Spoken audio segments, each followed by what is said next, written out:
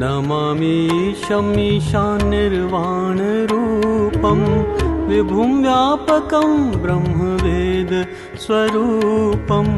निजं निर्गुणं निर्विकल्पं निरीहम् चिदाकाशवाकाशवासं भजेऽहम् निराकार ओंकारमूलं तुरीयं गिराज्ञानगोतीतं ईशं गिरीशं करालं महाकालकालं कृपालं गुणागार संसारकारं नतोऽहम् तुषाराद्रिसङ्काशगौरं गम्भीरं मनोभूतकोटिप्रभा श्रीशरीरं सुहृन्मौलिकल्लोलिनी चारुगङ्गा सद्भालगानेन्दु कण्ठे भुजङ्गा चलत्कुण्डलं भ्रूसुनेत्रं विशालं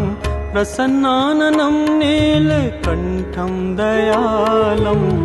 मृगाधीशचर्माम्बरं मुण्डमालं प्रियं शङ्करं सर्वनाथं भजामि प्रचण्डं प्रकष्टं प्रगल्भं परेशम् अखण्डं अजं भानकोटिप्रकाशं त्रयाशूलनिर्मूलनं शूलपाणिं भजेऽहं भवानीं पतिं भावगम्यम् कलातीतकल्याणकल्पान्तकारी सदा सज्जनानन्ददाता पुरारी चिदानन्दं सन्दोहमोहापहारी प्रसीद प्रसीद प्रभो मन्मथारी न यावत् उमानाथ पादारविन्दं भजन्ति हि लोके परे वा नाराणां न तावत् सुखं शान्ति सन्तापनाशम् प्रसीद प्रभो सर्वभूताधिवासम्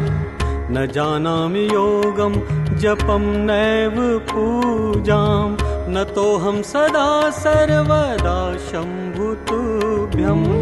जराजन्म दुःखौघताताप्यमानम् प्रभो पाहि आपन्नम् आशीष शम्भो